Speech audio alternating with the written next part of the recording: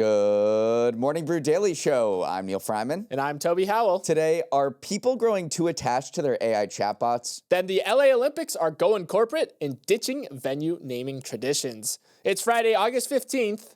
Let's ride.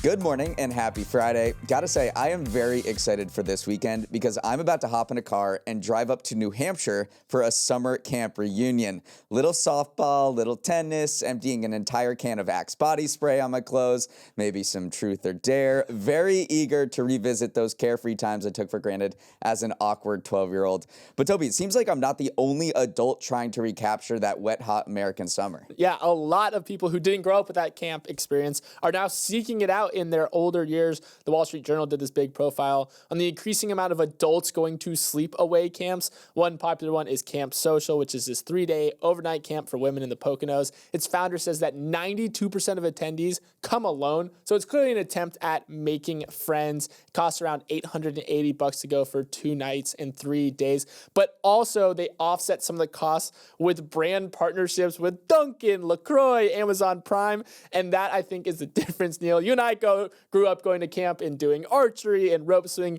These adults are going to Campfire, presented by Toyota.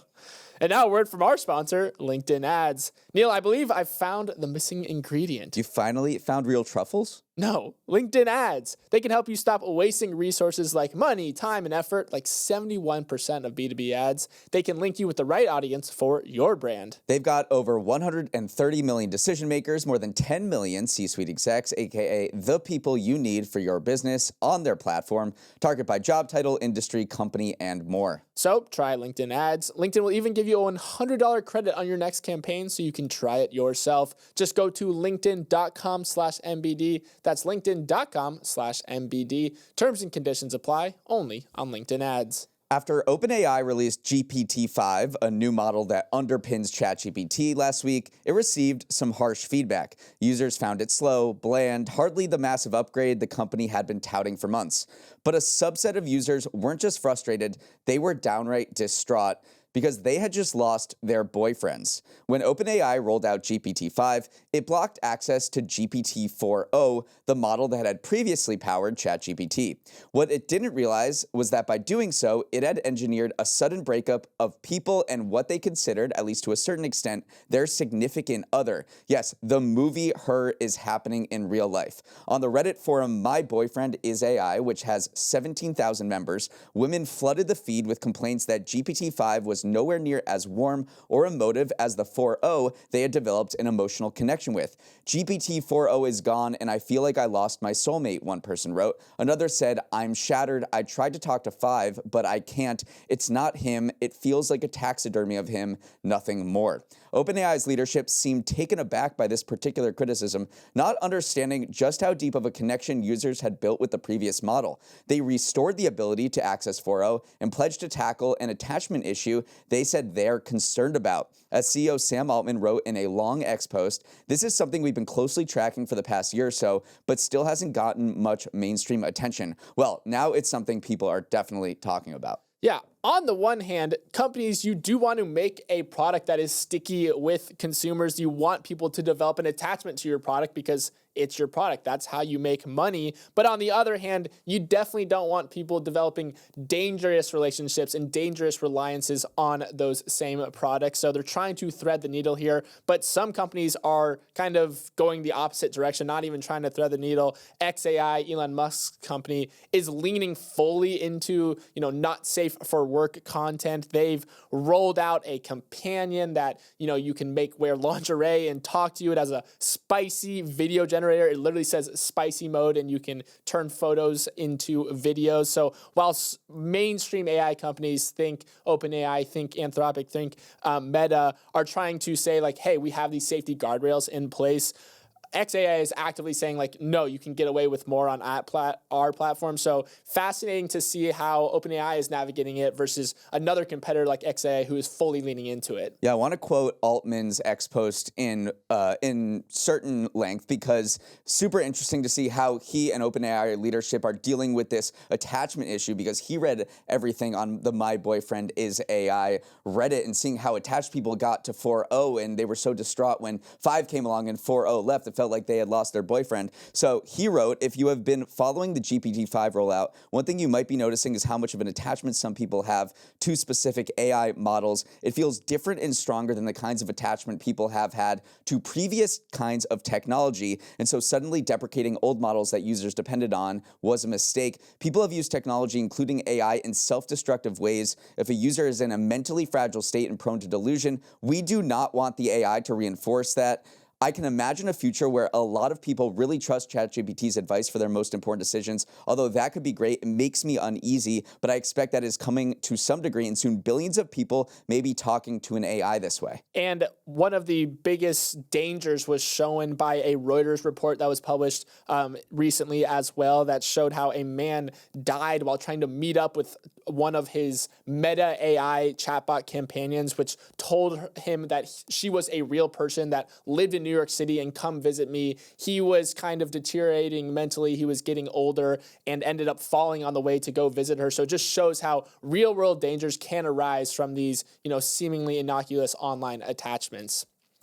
Moving on, there's a self-driving showdown brewing in the concrete jungle of New York City between Waymo and Tesla after Elon Musk's company laid the groundwork to expand its robotaxi service to more cities.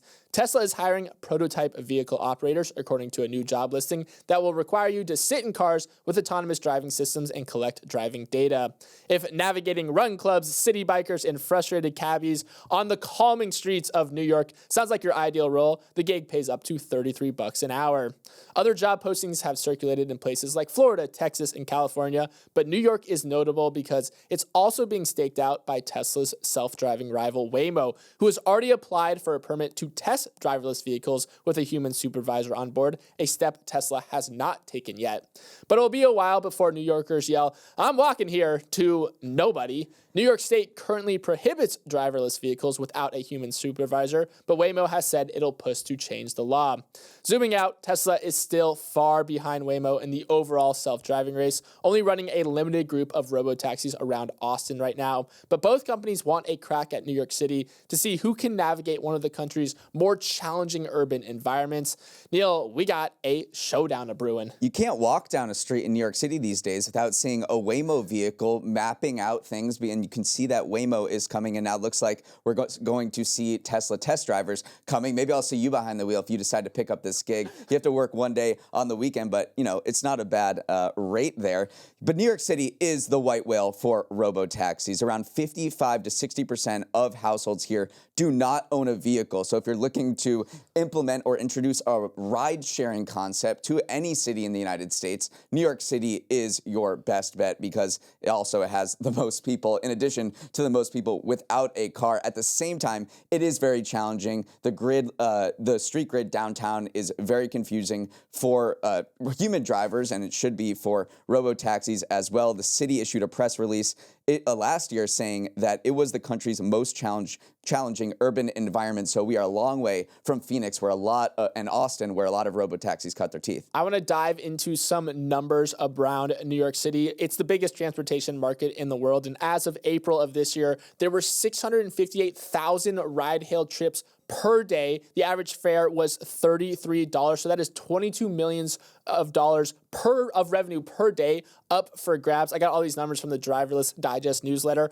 Waymo currently has a 20% market share in San Francisco. So if we can assume that maybe they can capture a similar amount of market share in New York City, that would translate to 921,000 trips per week. That is 4 times their existing footprint right now. They're only doing 250,000 trips per week across 4 different markets. So when you say it's the white whale, it really is just for the sheer amount of trips that are being taken every day, and then also the amount of money up for grabs. Looks like it'll be at least a few years until there's a robotaxi service here, because currently New York law doesn't allow a robotaxi to drive without a driver, or at least a supervising driver in the driver's seat. Waymo has applied for a permit. It's still waiting. Tesla still hasn't applied for a permit to test. So it could be a few years down the road before you're able to hail a robotaxi here in New York. But what do you think about this job? Would you take it? I mean, I think so. It seems pretty chill, unless something went amiss, and then I don't know what I would do. I think you need to be a little bit more trained than just a guy in the seat. So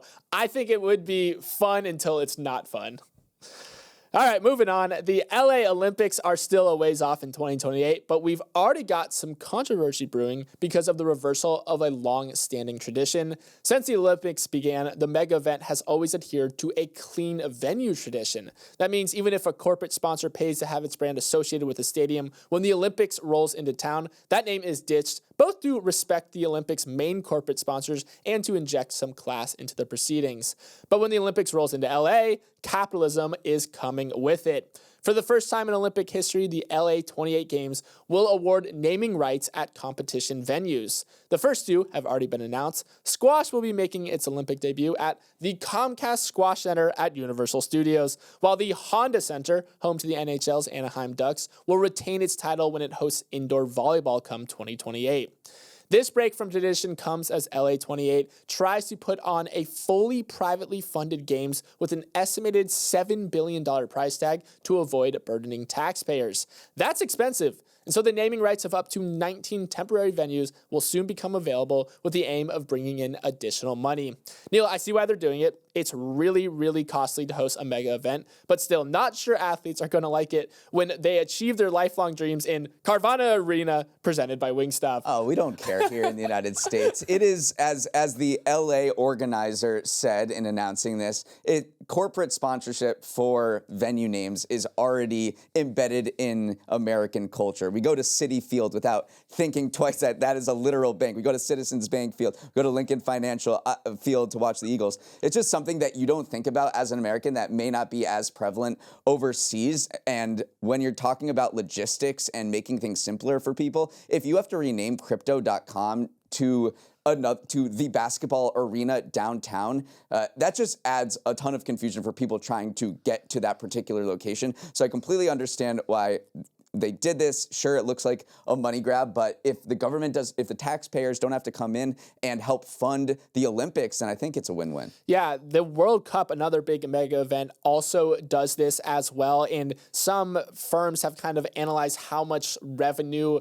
the initial title sponsor would be losing out on if their name gets replaced. And in group stage games, they're losing out about $5 to $9 million in, a brand awareness. That rises to $80 million if a stadium has to lose their name for the final. So there was a lot of money that was being lost here. And I do think one switch that the Olympic Committee saw is that the Paris Games, 2024 Summer Games, had the highest Olympic ad revenue in history. It had more advertising dollars secured than the Rio and Tokyo Olympics combined. So I think maybe the IOC did open their eyes and say, wait a second, this is obviously the biggest sporting event in the world. There's a lot of money up for play. Why don't we just open the floodgates here? What better place to do it than LA 28? I know. If you remember watching the opening ceremony for Paris, was an LVMH show, basically. Yeah, it was interesting. We saw a lot of good branding for them. And yeah, NBC Universal, which is owned by Comcast, which is also, sponsoring the squash court, they entered into a new $3 billion partnership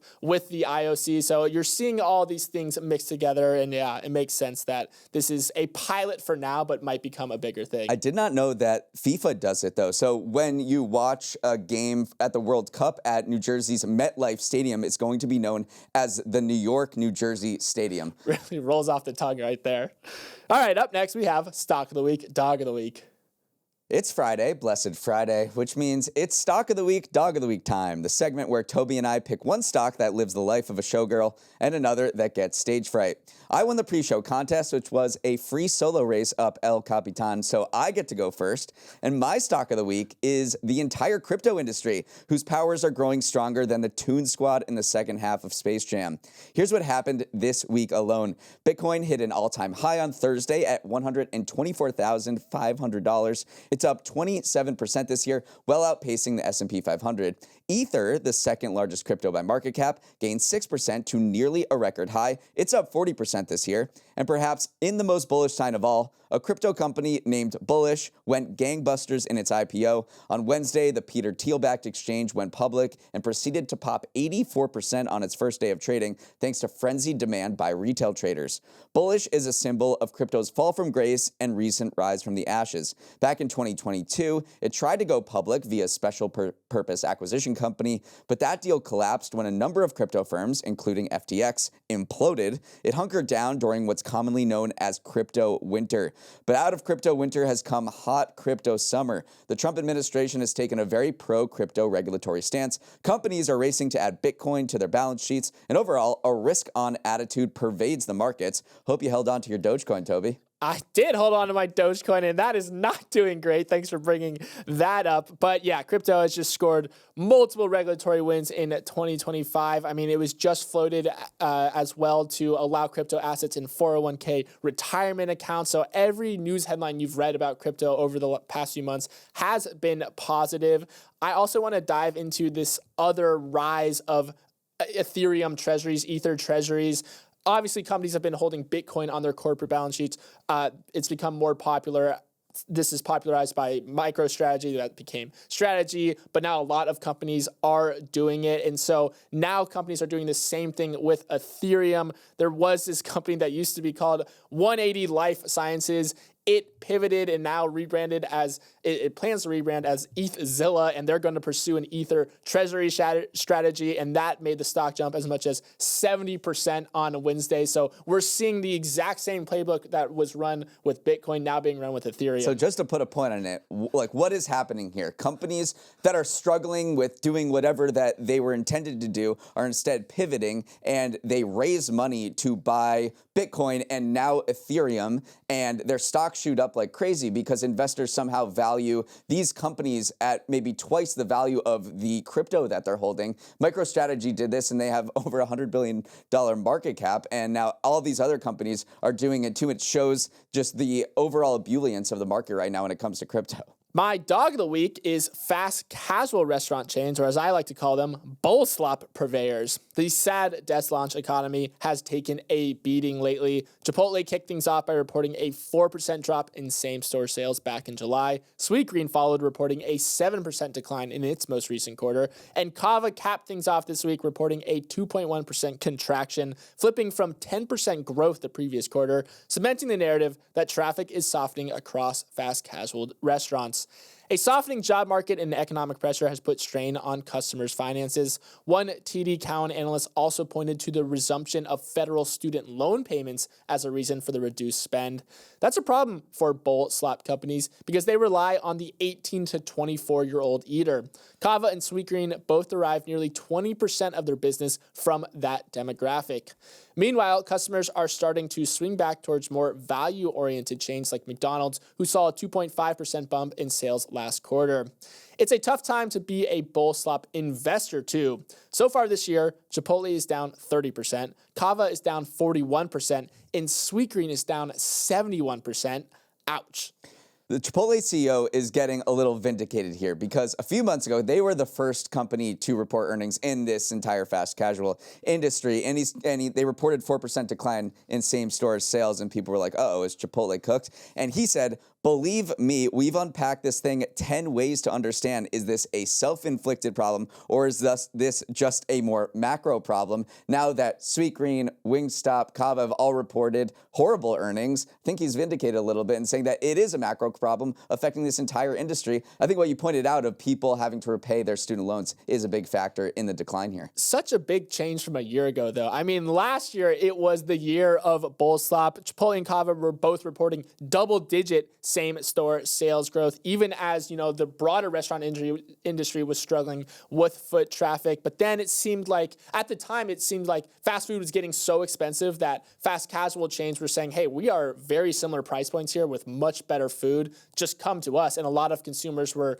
accepting that logic. But then McDonald's went on this massive value push recently, rolling out a $5 value menu, rolling out a $2.99 snack wrap. And so now there is a larger gulf between at least the perceptions of McDonald's once again and fast casual chains. That being said, sans McDanks, fast food is struggling too. Same-store sales in the most recent quarter declined 3.6% at Wendy's, 5% at KFC, and 1% at Popeye. So McDonald's is a bit of an outlier there, but just in general, it seems like people are pulling back from these chains. Do you think it is terminal decline, or is it a blip on the radar and people will reverse course? Because I think that it is very cyclical with economic times where if people are pulling back, then they're not going to be spending on $15 salads. But if times are better, then they will. So these companies are already saying that Q3 is looking a little bit better. So you have to bet on a turnaround. And maybe it's just the bowl slop phenomenon that people are realizing it's just not that good to eat slop from a bowl, because the only company doing well in the entire fast casual area is Potbelly. Put some respect on Potbelly's name. The sandwich chain same-store sales rose 3.6% last quarter, its best performance in 2 years. I will never speak ill of bowl slop. I love, going to the trough and just shoveling it in my mouth. All right, let's sprint to the finish with some final headlines.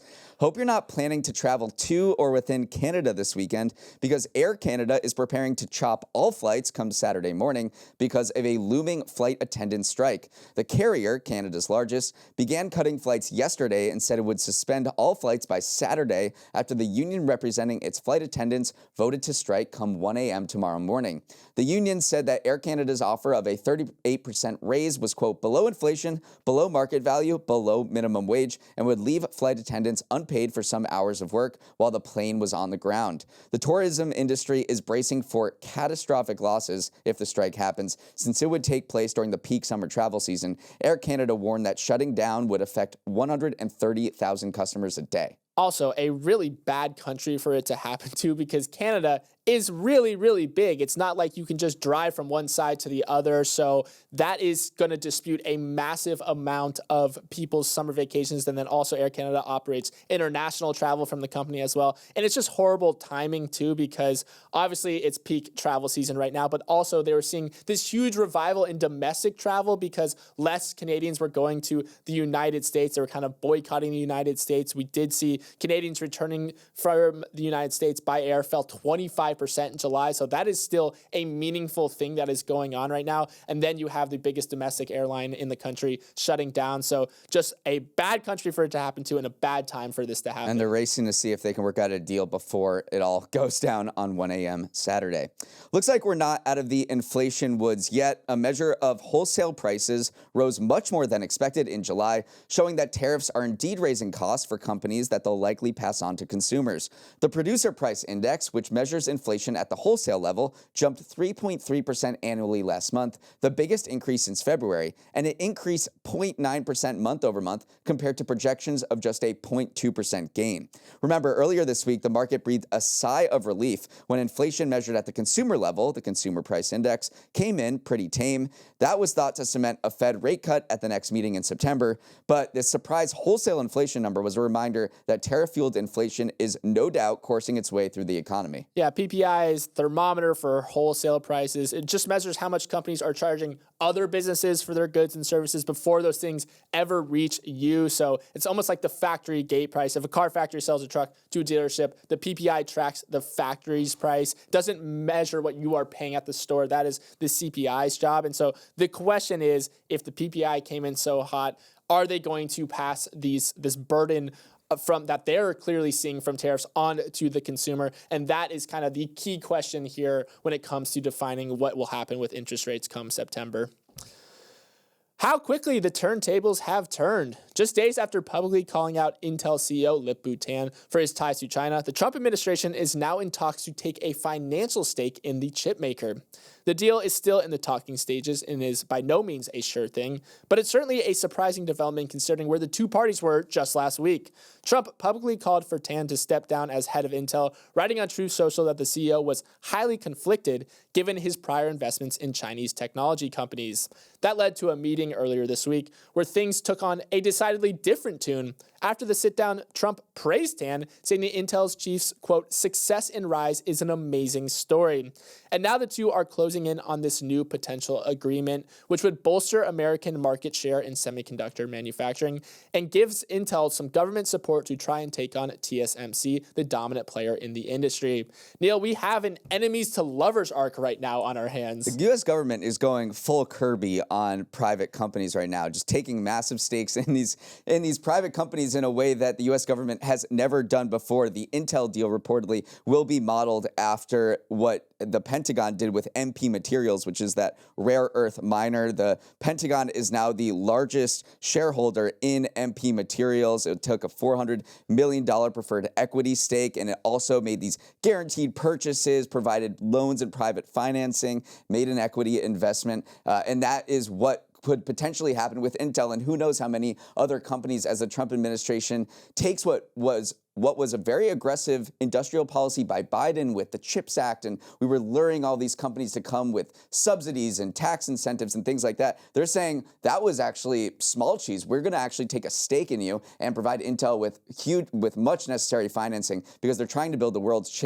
largest chip factory in Ohio, and they just can't seem to do it. Yeah, it's been delayed till 2030 at this point, so tough to get that off the ground. Finally, it's a big weekend for soccer as the English Premier League kicks off today, bringing the top flight of English football back onto the telly. But it's also a big week for soccer in Northwest Arkansas because Marshall Islands, the tiny island nation with a population of 40,000, who is the self-proclaimed last country on earth without a football team, is participating in its first tournament ever. If you're wondering why Arkansas, well, it just got its own professional team, Ozarks United, which will play in America's second division in a few years. It invited Marshall Islands and some other international squads into town for some scrimmages over the next few days.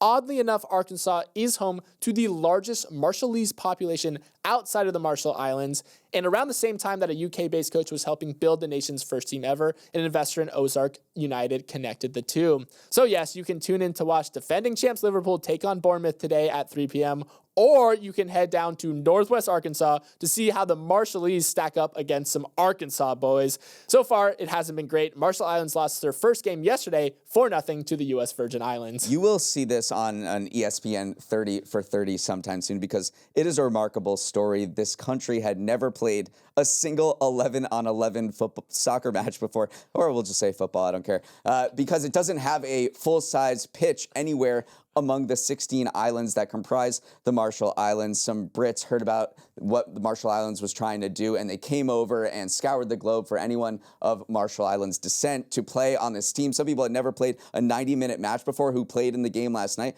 So 4-0 is honestly not a bad outcome. And then just to zoom out again to the English Premier League starting. I know you're a Liverpool fan, Neal. They are kicking off today. Give me one score prediction. 7-0. Whoa, 7-0. All right. That is all the time we have. Thanks so much for starting your morning with us. Have a wonderful Friday and an even better weekend. If you have any thoughts or feedback on today's show, send a note to Morning Brew Daily at morningbrew.com. Toby, what is today's password clue? It's the last one. The final password clue of the week is that it is entirely comprised of Roman numerals. Once again, the password is comprised entirely of Roman numerals. Head to the link in the show description to submit. We'll also post all 5 clues from this week's game on our Instagram at MB Daily Show if you want to catch up. And as always, good luck.